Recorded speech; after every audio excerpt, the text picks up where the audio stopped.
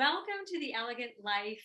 My name is Erin Kurt, and today I have a very special guest. I have done a few interviews over the years with my channel where I invite women on who have used their passions, their unique talents and abilities to create a job that they love. And I was very surprised and shocked when I was in a class a couple of weeks ago, and on came the author of one of my ultimate favorite books that I actually have in the Elegant Boutique called Paris Letters, and it was none other than Janice MacLeod. So I want to welcome Janice to this beautiful interview. Well, welcome. Thank you. I appreciate being here. It was so nice to be recognized out there in the online world where I'm just a little name in a chat window, and all of a sudden somebody recognizes and goes, I know who you are.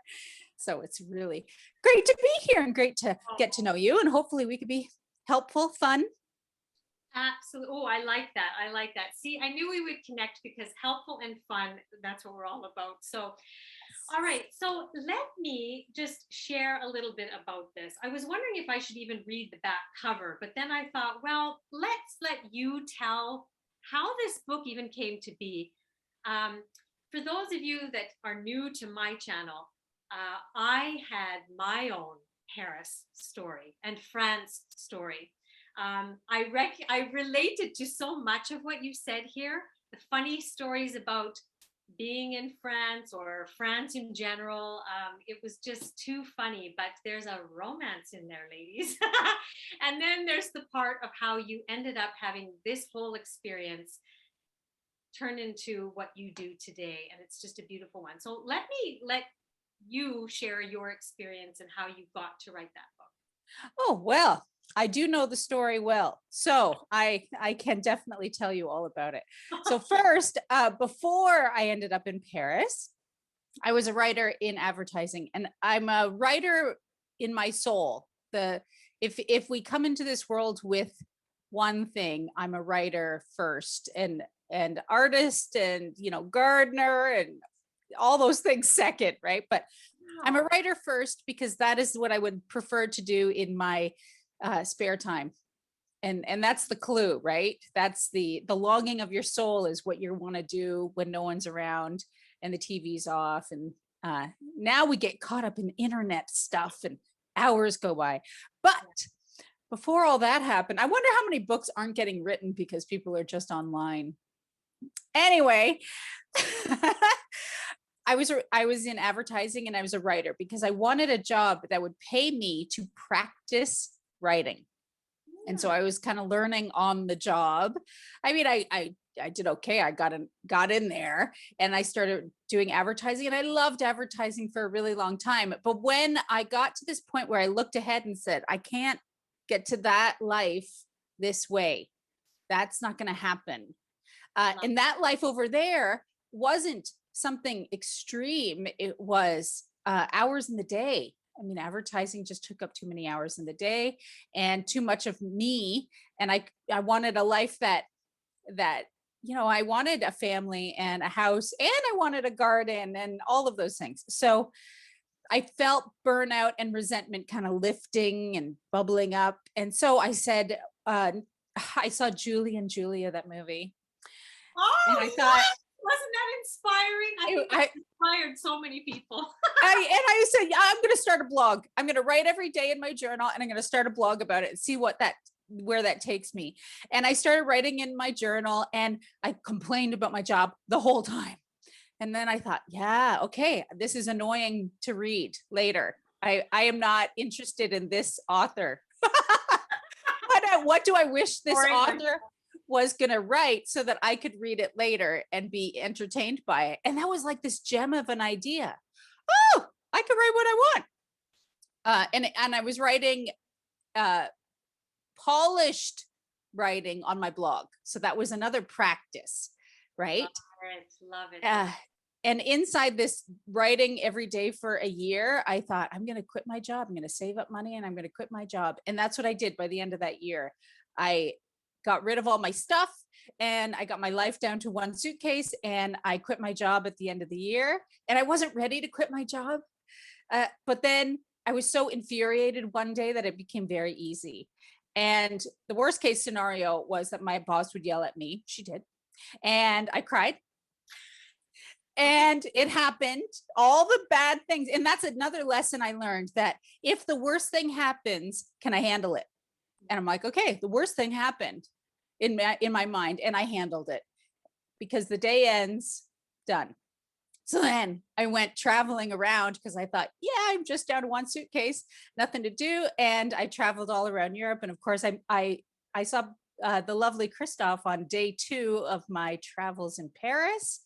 And Christophe is one of the main characters, who is now your husband, who, by the way, is texting me in the middle of this, even though he knows I'm on this Zoom call. But of course, hey, we gotta love him. You know what? Yeah. That, and he didn't speak English, and I didn't speak French very well. So that was an interesting challenge, but also kind of good. It was good. Wow. It was good to get a sense of somebody in a different way without, like I've always been an excellent flirt. I love that repartee back and forth thing, right? And I'm gifted in that way, but it doesn't show my true nature. Yeah. What's that? It doesn't show my true nature. It just shows this really shiny, easy, laughy version of myself that I would present to these lovely men in the world, but that wasn't really me. But with Christophe, I couldn't pull that off. So he got to know the real me a little more. And so, of course, this romance blossomed. And he asked me to stay. And I said, okay, for a little bit, 2 weeks, 1 week, 2 weeks, 2 weeks, 2 weeks. And then, and then we got the paperwork sorted. And then I ended up staying in Paris. And when I was in Paris, I thought, well, now what am I going to do? And I would always, in my advertising year, when I was going to quit my job, it was all deposits in the bank and save. And then I went to Europe traveling, and it was all withdrawal. And you see this cascade, and you go, okay, I can see that poverty's right over there. So I got to figure something out. But in my travels, I came across this artist named Percy Kelly, who's dead now, but and he was dead when I came across him, but he had sent all these beautiful painted letters to his friend in the mail, and she had them framed all over her house. And I just happened to be spending time in her house when I was in Yorkshire Dales, because I was visiting a friend of a friend. And anyway, I thought, well, that's interesting. Then I can paint what I'm seeing, and I can still write. Maybe I could.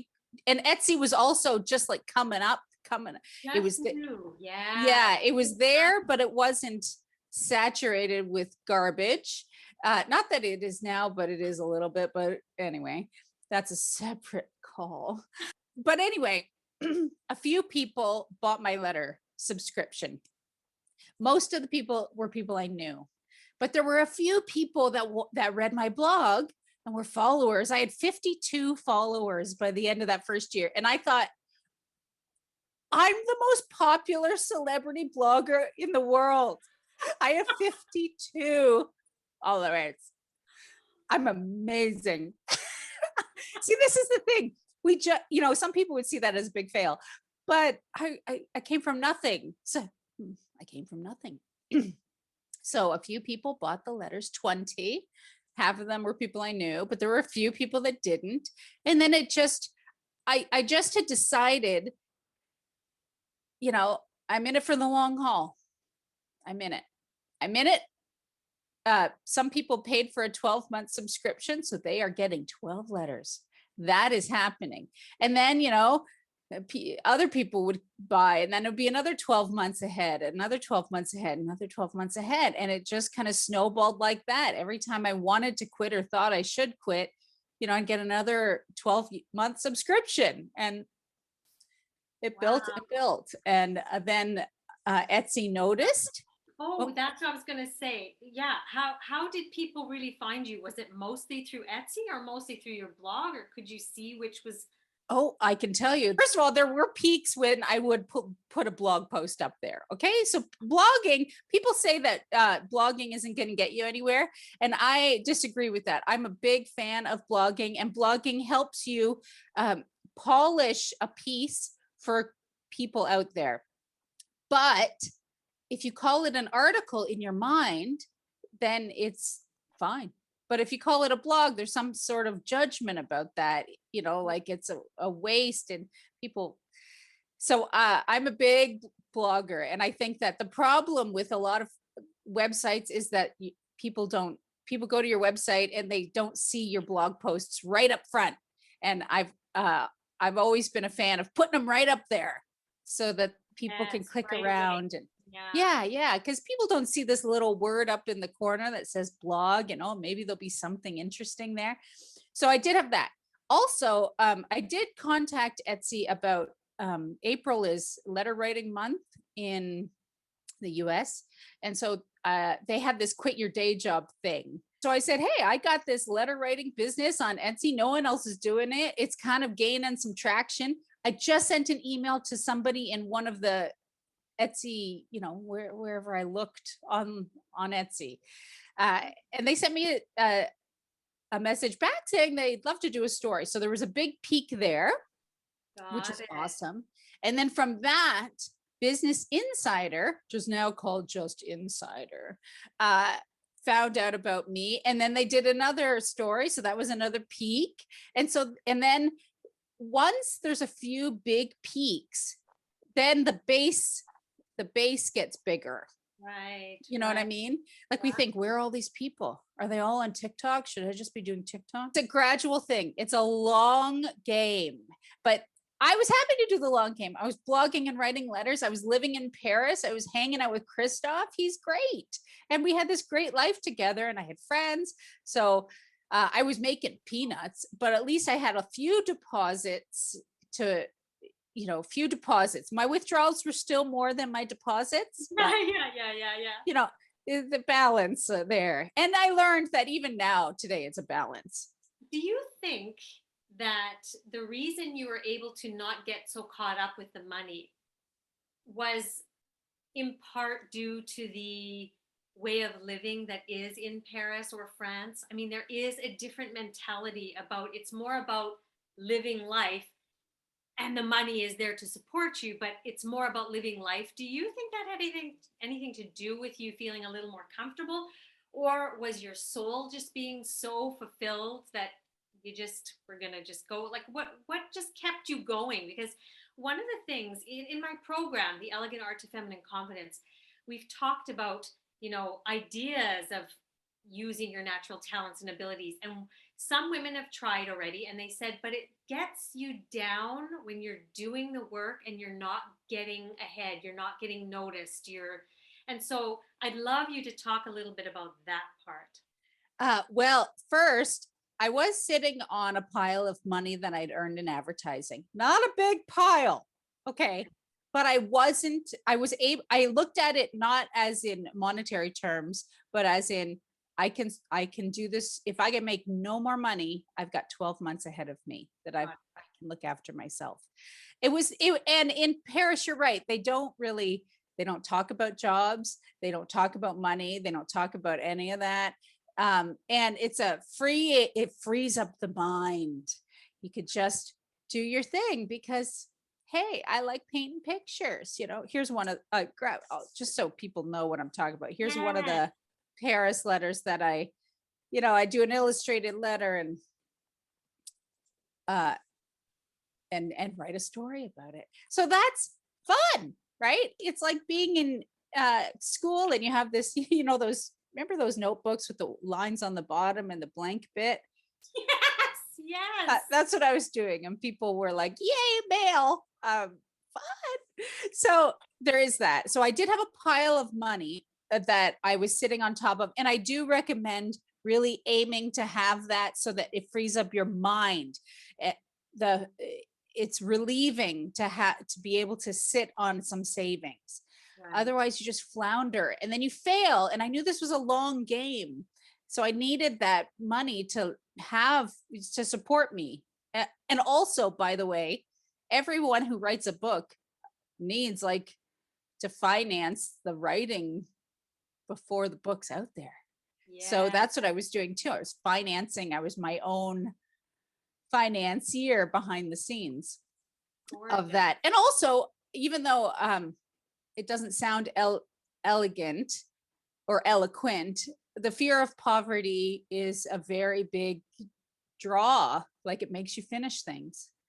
And I didn't want to get to the end of that 12 months or so and go, oh my God, I have to go back to advertising. Ugh. Yes, So yes, yes. so No, the that's a fear. good, I think it's true. What I'm always speaking about is it's the perspective you take on something. Something can be a negative, something can be a positive. It's just your whole perspective on it. So what are you going to make it? What are you going to make this mean? Is it going to spur you on? Is it going to make you just surrender to the process? Is it going to make you, what is it going to do?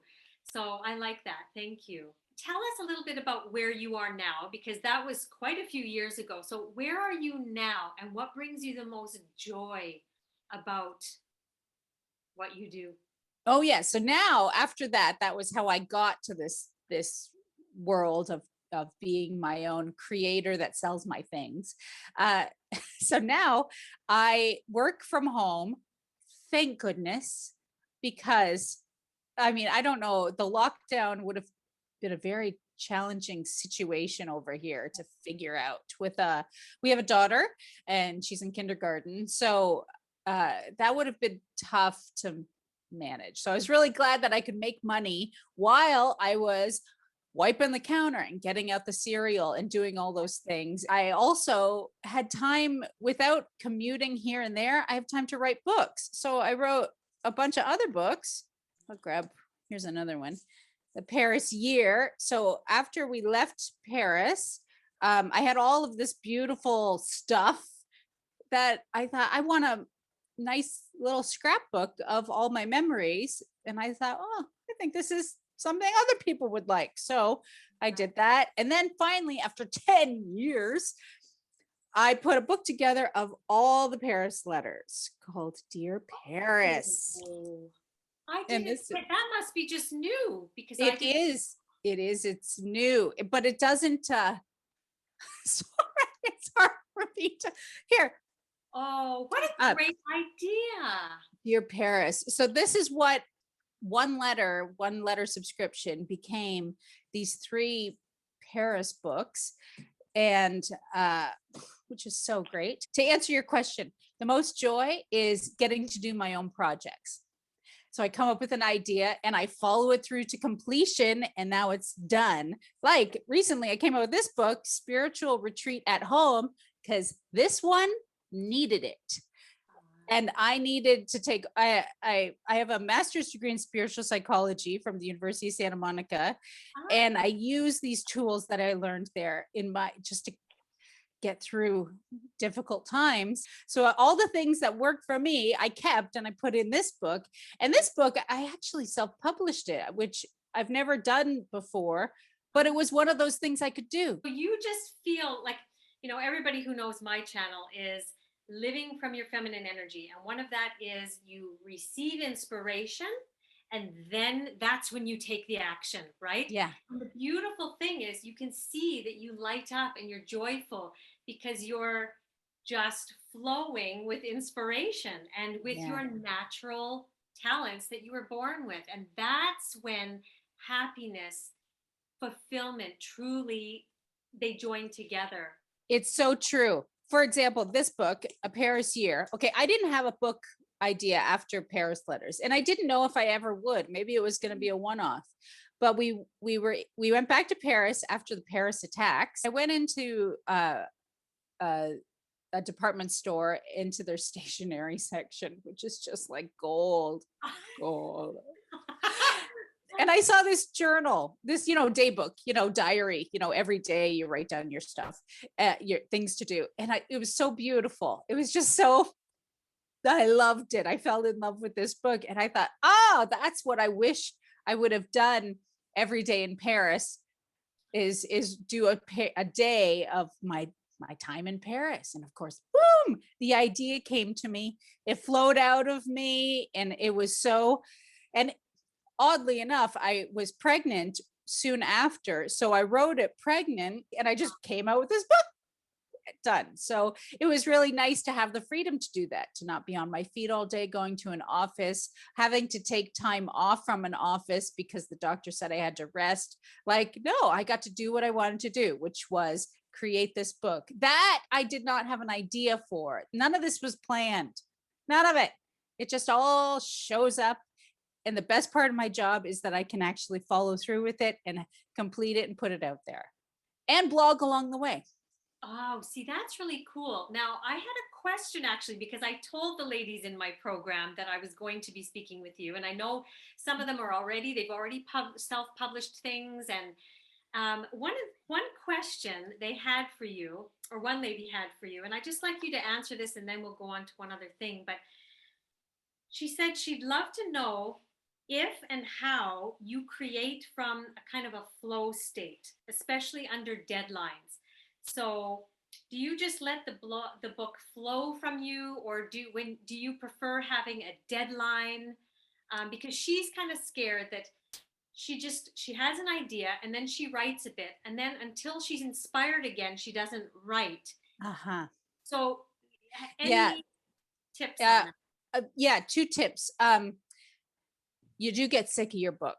Okay, so there is a I know enough to know that I'm going to get sick of this project. So I have to kind of write fast before I get there. Love it. Because I know that that's coming. And also I have to back up and show you my ultimate way to write books. I have all these index cards, various colored index cards, kicking around all over my house and everywhere. And I come up with an idea. Like I heard a line on TV the other day, and I thought, oh, that's interesting. So I wrote it down on an index card, and it became, this is the index card I wrote. It's not like official sitting down to write time, because I can't do that either. Nobody can do that. I mean, you kind of get into it, then you get hurting. So I like to have these little index cards kicking around for the ideas, and also walking with an index card helps, because ideas show up there. It's not writing. Don't have to sit down, be bored by that. I got to get my steps in, but then the ideas happen, and that's enough to get me to sit down and type. And also knowing that part where I'm going to hate this project is coming. So I'm going to try to get as much done as I can before that happens, because there's a relief in completion. And man alive, relief is one of those emotions people don't talk about enough, but it is glorious. Just to summarize, you get an inspiration, it just comes. Mm-hmm. You write it down, and then you take action on it like that. And then, I mean, do you have a set time of period that you write? You just write until the end of that thought or energy stops, and then you wait for the next inspiration, or how do you do that? Yeah. So I usually have a big beginning. Everyone's got that. We've all done a New Year's resolution. So I got a big beginning. And so I write down and write.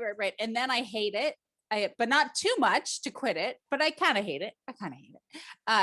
And that's when my index cards show up, and then I start jotting down. And then I have too many index cards, which I also don't like.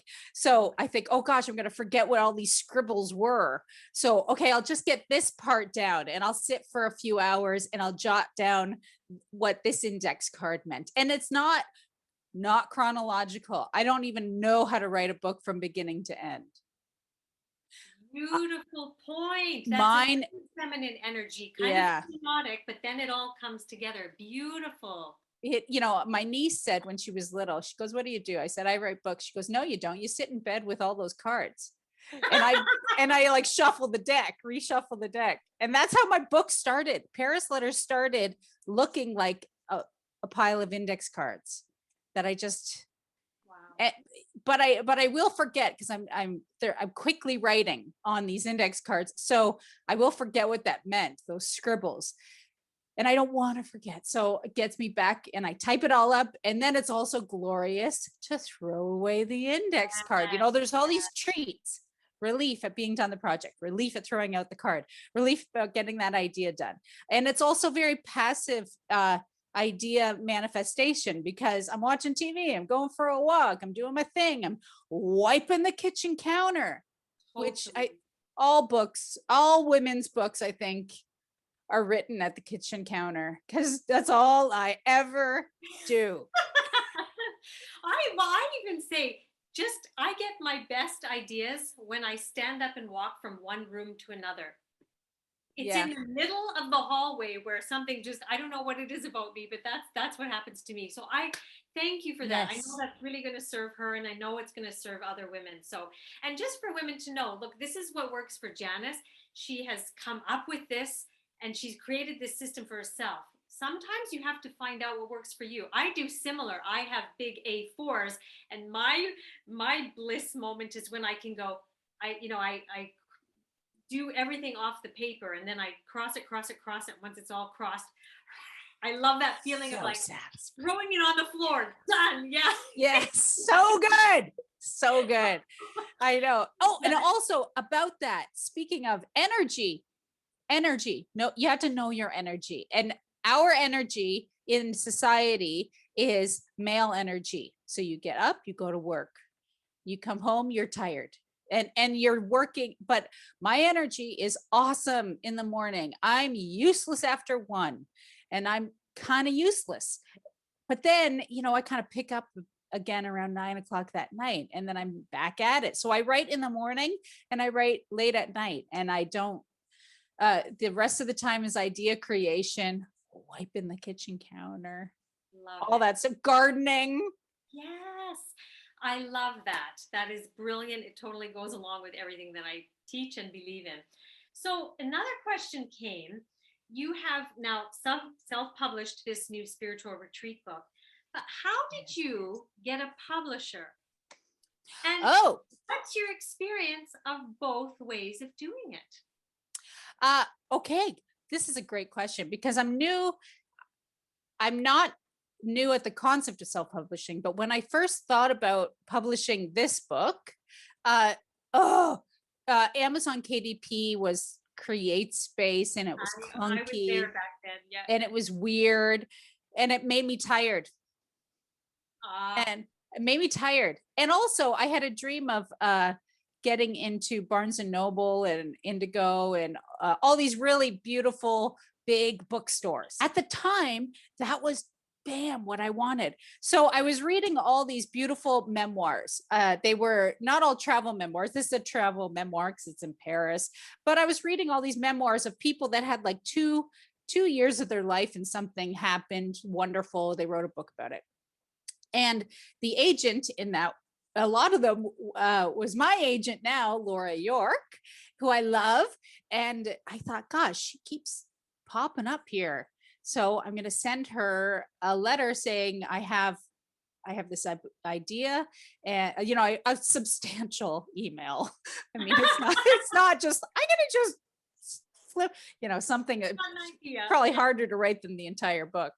But anyway, I have a book. Here's what it's about. I would love to send you a book proposal and see if you want to represent me. And she replied back, yes, send me the book proposal.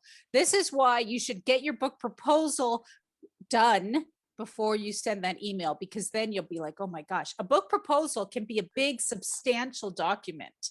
It is who you are, why this book should be written, the competitive advantages of this book, why it's on trend, what's it about, sample chapters. I mean, it can be like a 70-page document if you let it. So you'll want to deal with that. But I didn't even know how to write the proposal until I wrote most of the book, because I didn't know what the book is about, because I was in the middle of living it. Yeah. So I sent her the proposal and she said, yep, okay. She fixed my proposal for, kind of edited it for whoever she wanted to send it to. And then she sent it out to her contacts. They said, yeah, we want to see more sample chapters. good thing I had them. Then out through there, no thank you. Yeah, we want to see more. No thank you. Yeah, we want to see more. And finally, I ended up with Source Books, who I also love. And they do a lot of these little travel memoirs or memoirs of transformation, memoirs of transformation. And that's what this is. Paris Letters is like that. So then they picked it up and they were a great publisher to have. I just love them. Now, where did you find the name of that agent? Because this would be helpful for people to Oh, know. yeah. Sorry, guys. Here's what I did. I found it in the thank you section. And also, I went to the area of the bookstore where I wanted my book to be. And I found all the books and I just pulled them off the shelf and I looked at the back and I found all my names, all the agents, all the publishers I wanted, because they ask you for like a publisher wish list too. So I'm like, here's who I want to publish my book, because I know that they can publish inside this part of the bookstore where I want to be. And now my books are in that part of the bookstore where I want to be, with the agent that's also in there, with the publishers that are also in there. So you don't want to reinvent the wheel. You just want to find where you can slip yourself in to a wheel that's already invented. I love it. I love it. Your thing was writing. What advice would you give to another woman wanting to start something and she doesn't feel confident enough? Maybe she has imposter syndrome. Maybe, did you ever struggle with that? Just speak a little bit about that now. Well, imposter syndrome, I do feel like someone's going to catch me out and say, you're not a real writer. And I still feel that. Okay. It's just, I accept that everyone feels that way, because there are writers that are, like, to me, real writers. They're real writers. I'm not a real writer. I'm just writing my story. Pile of books later that I've published. New York Times bestseller, and I'm still like, ooh. You see? Yes. Yeah. If I could just interrupt, this is a very important point.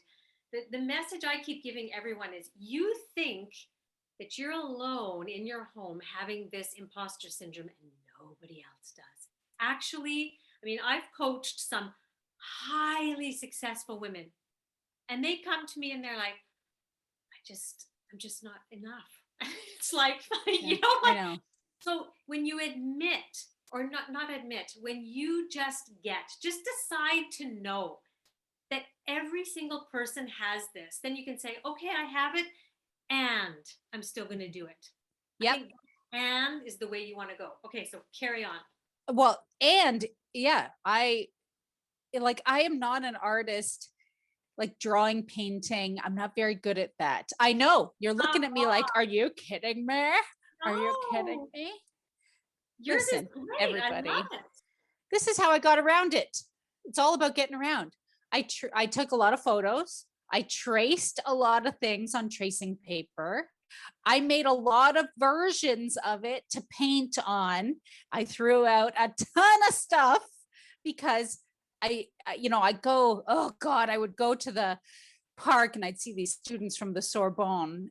They had just had this amazing art school, and they're just sketching the most beautiful sketches. And I'm like, I can't do any of that. But I found a way around it, right? I took the excellent photo of it and I traced what I wanted from that photo. And I put it on painting paper, photocopied on painting paper. And then I would paint, and then I would be very bad. And then I would do it again and do it again until I found something that I liked, that wasn't embarrassing. This was my bar for my art. What's not embarrassing? Okay. Love it. What am I not horrified by? And that's how I started that. And like, talk about imposter syndrome. I mean, I'm living with this, I have these 3 books all about these paintings I did in Paris. And I'm thinking, what sucks less? There's a level of self-worth that allows you to just do it anyway. Where do you think that comes from? What do you think gives you that? I think my career in advertising gave me that for a few reasons. First of all, there was always a deadline. So you had to just do something because you're going to be in a room we're presenting your work to people who are expecting to see it and pay you for it. Second, in advertising, it's a very masculine energy world. And they don't care. All these guys I was working with, I mean, they don't have this imposter syndrome that I felt I had. They're just doing it. They're just putting it out there. And some of the stuff was embarrassing and sucked bad. But they put it out there thinking it's the best thing in the world. Did they think it, or were they just like, shit, we didn't have time, so we're putting it out there and acting like it's the best? Oh, well, nobody ever has time over there. Nobody ever has time to do it right. If I had more time, this would be a masterpiece of an ad for you. But because you gave me such tight deadline, you're going to get this. Well, that's what they had to out kind of a way that way. Okay. Yes, but that was a lesson for me going, oh, okay, I'm just going to do it. And also my deadline was a little looser. There wasn't a client at the end of it, but there was a desire to finish it and a desire to make money off of it. Because I wanted to keep the life that I wanted. And the life that I wanted wasn't this grand, big mansions. It's the ability to run my kid back and forth to school, to have a garden, to create the things that I want to create. These are pretty small things. There's no yacht. There's no yacht in the Mediterranean that I'm after. I just want to be able to pick my kid up at 3:00 myself. Yeah, but I think that there is what I suggest every woman do. You create your own definition of success. Therefore, if that author over there is doing that and living that life, you're going to look at her and go, and then turn back to your life and go and feel very fulfilled by it. It's like, this is what I know I want. These are my values. Does the outside of my life match that? Yep. Well, then that's when that harmony comes and you just feel like life is good and you're not striving for outside validation or proving or, this kind of a thing. I think that's a great philosophy that you had and have. Well, there is some the feedback is the success, right? Yes. People buy my stuff, and it's a faith-based finance model because it's a creative world. And I'm thinking, well, people buy my things. I don't know if they'll buy them. Putting it out there because I want to. And then that's done. And I don't hold on to the numbers either. After that, like I could just keep, how many people read this, how many people bought that. I just on to the next, because my joy is inside of this thing. And if they buy it, that's really, thank you. But I'm as excited as about somebody reading a blog post as I am about them buying my book, because my blog posts are such a big joy for me. And I'm like, yeah, right? Isn't that the best ever? That was the best blog post. See, I love my blog post. Love that. That's the way I always say, follow your joy and it will never lead you astray. It's just beautiful. So what do you see, or do you have kind of your next vision of where you want life or this career that you've created for yourself to go? Or are you just flowing with it and allowing inspiration to keep coming up? Or do you have a bit of a next level version, or where are you now with this? Well, yes. Part of it is I've over the course of this time, I have these 4 beautiful books that I showed you in this call, which are wonderful and time consuming. But there are also this self-publishing thing with this book was a really fun thing to do.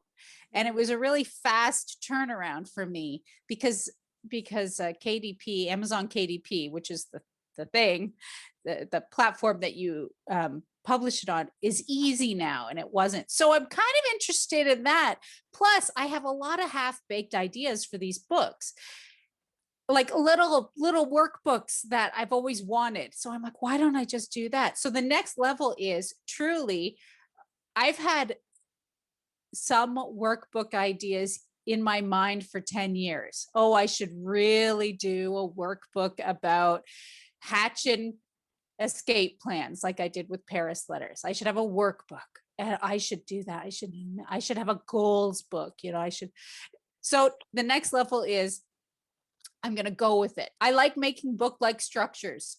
And so I'm going to go for that. And sometimes they'll be traditionally published, which I like too, because I do like my book in the bookstore, but I really like self-publishing too. Another thing people who are writing have to know, you're creating a product. Is it something that people will buy? Yes. And we're all entertainers. We're all just Lady Gaga in our various forms. And my form is book-like structures, and I'm still entertaining you. So people who want to write, I have this really nice diary and and I think I'm okay writer. Is it marketable? If it's not, then okay, create a version of that that's marketable. Okay. Speak a little bit more about that, because I think I got sidetracked when I asked you what advice would you give to women who are sitting there with a talent within them, kind of an idea, but this is important because it's like anything. Look, you can have a great idea, but some of the pleasure is when people find it, receive it, and enjoy it, but they can't if it's not marketable. So you have to have that's Yeah, that masculine part, right? There's the that feminine is. part, and then there's the masculine part. So it's a balance. So speak just about that before we kind of wrap things up. Well, look at what's selling on, it's easy to see what's selling on Amazon and what's in your bookstores. If it makes it into a bookstore, it's already gone through a lot of doors to get there. So the winners are all there. All the winners are at the bookstore. And all the winners are in the first 3 pages of your search results on Amazon. Those are all the winners. And read all that stuff. Not, read things that appeal, because nobody has a lot of time, but read all the things that are similar to yours, your idea, and how they did it. And then though, you whittle it down yourself, and then you take that little pile and then you read it over, because the second time through, you see how they stitched together their idea. And all of that is, it's just they're using their index cards and reshuffling the deck too. But you see that on the second time around where you didn't see it the first time around. We were talking a little bit about Etsy. There's a lot of people who do want to just create something and put it on there. Do you have any special tips for getting seen on Etsy, on this huge, massive platform now? Oh yeah. Well, there's 2 things, Etsy's the same. You see what's selling and if yours kind of works in that. If you look at the first 3 pages of results there and go, oh, I can create something that beats that out, that goes through the clutter of that. And then also you can contact Etsy. They send out an email like every day about beautiful products. And I contacted Etsy. They're just regular people on the other end with email addresses. That's who they are. And their job is to finish that email newsletter every day. And they are more likely to notice you if you present yourself to them. It's just a human. It's just a human on the other end. And it's not all, hey, I have this thing, I really like it. Like I did my letter thing. April is letter writing month. I have letter subscriptions on Etsy. Here, so it could work for you. I'm going to help you create your newsletter because it's relevant to this month or next month or whatever. So look at your product and see where they would want to put it in. Beautiful tip. Love this. Thank you so much. That's really going to help people. Well, this has just been so fun for me, but also I think it's going to really serve women to just own who you naturally are. I think that's one of the most important things that you've said actually all today. When you were born, this is what you had. That is something. Now, I always say to women, look, it doesn't have to turn into a whole career. this is something that you can actually do on the side and have passive income and go out to a job that's maybe not soul fulfilling, but you know what? You're good at it and you get the money. And then on the side, you do this. I mean, it can be and it doesn't have to be this or nothing else kind of a thing. So I think this is really important, and hopefully people just got so much from this today. So to end things off, is there any other tips or advice or message that you would like to leave the ladies in our audience with today? I think the most profound tool I had was to create ideal scenes. And this is what that first year of writing in my journal was all about. My ideal scene of how I wanted my life to be. And it wasn't glitz and glamour. It was, I'm tired by 1:00 of being creative. So how do I create a job where I'm creative from 9 to 1, and then I don't have to be forced into it? Also, I like to exercise in the morning. I don't like to exercise later. So how can I create a job where I can exercise in the morning? I also don't like managing other people. I don't like having staff in my world. I want to do it all myself. It's my husband, my daughter, me, random service people. So I don't want to have people picking up my kid and bringing them home, her home. I want to do that myself. These are all these little clues. It's like a bowling alley, but the bowling alley, instead of the gutters, they put, for little kids, they put these Yeah. these Guards or things. something? Yeah, yeah. Yeah, so that the ball goes where it's supposed to go. And that's what those things are. Love Okay, it. who am I? Who am I? Who am I not? And really just being honest with yourself inside the quiet of your own journal and just figuring that out. Uh, and I learned, oh, I don't want, oh my God, I don't want some big New York literary life where I have to be somewhere with nylons on in the evening. I don't want that. If women would like to have a guidance towards that, I definitely have something called the Joy Formula. And if people want to go to theelegantlife.com under courses, it systematically takes you through finding out your values and then mapping out how your life would look like in harmony with those values. So I just wanted to mention that because I know it's very difficult for women to say, but I don't know what I want. If you need a structure to that, you can do that.